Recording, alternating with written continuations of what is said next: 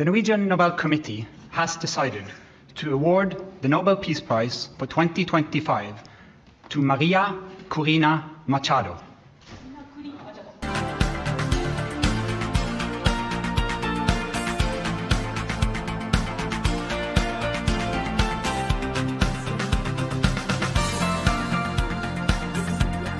साल 2025 का नोबेल शांति पुरस्कार और इसके ऐलान के साथ ही इंटरनेट पर मच गया हंगामा। पर यह वो हंगामा नहीं था जिसकी कोई उम्मीद करेगा। ये किसी अवार्ड से ज्यादा एक ग्लोबल मीम फेस्ट बन गया था। तो सवाल ये है कि एक ऐसा अवार्ड जो शांति का प्रतीक माना जाता है, वो ऑनलाइन इतने बड़े मजाक का कारण कैसे बन गया? चलिए इस कहानी की परतों को खोलते हैं। इस सबके बीचों बीच थे डोनाल्ड ट्रंप और उनका एक कह सकते हैं बहुत ही हैरान करने वाला दावा। उन्होंने कहा कि असली विनर ने उन्हें फोन करके कहा कि अवार्ड तो असल में उनका होना चाहिए था। है ना बड़ी बात? तो चलिए सबसे पहले इसी हिस्से को समझते हैं। And committed champion of peace. To a woman who keeps the flame of democracy burning amidst a growing darkness. The Norwegian Nobel Committee has decided to award the Nobel Peace Prize for 2025 to Maria Corina Machado. Award, president और इसके ऐलान के फौरन बाद जो बवाल हुआ। लेकिन ट्विस्ट ये है कि अवार्ड डोनाल्ड ट्रंप को मिला ही नहीं। ये मिला वेनेजुएला की democracy activist Maria Corina Machado को। अब अचानक से ट्रंप का वो दावा और भी ज्यादा अजीब लगने लगता है। तो आखिर ट्रंप को ऐसा क्यों लगा कि वही इसके हकदार हैं? भाई उनके मुताबिक उन्होंने 7-8 युद्ध रुकवाए थे, इजराइल गाजा का मसला सुलझाया था और तो और भारत और पाकिस्तान के बीच एक न्यूक्लियर वॉर होने से भी रोका था। सुनने में तो ये लिस्ट बहुत इंप्रेसिव लगती है, अगर सच हो तो इंटरनेट ने इस पर क्या किया? ठीक वही जो इंटरनेट सबसे अच्छा करता है, मीम्स की सुनामी ला दी। सोचिए, महीनों तक कोई खुलेआम अवार्ड की मांग करे और फिर उसे वो ना मिले। सोशल मीडिया के लिए तो ये जैसे सोने की खान थी। तो इस पूरे हंगामे से दूर असली विजेता कौन है? चलिए अब मारिया कोरिना मचाडो के बारे में जानते हैं।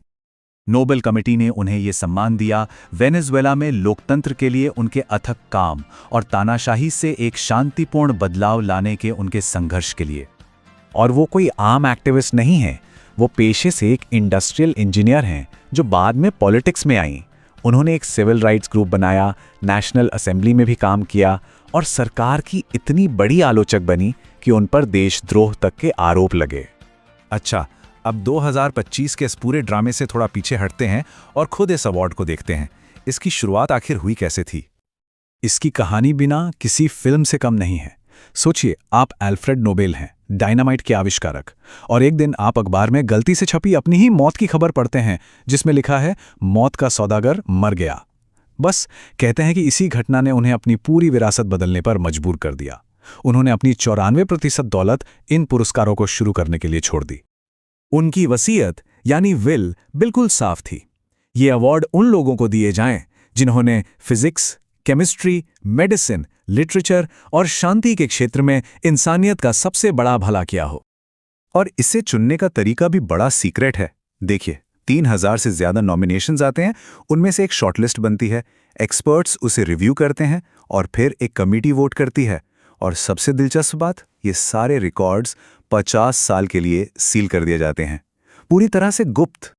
और हाँ, पैसे को कैसे भूल सकते हैं? इस मान सम्मान के साथ साथ 2025 में करीब करीब 1 मिलियन अमेरिकी डॉलर का कैश प्राइज भी था।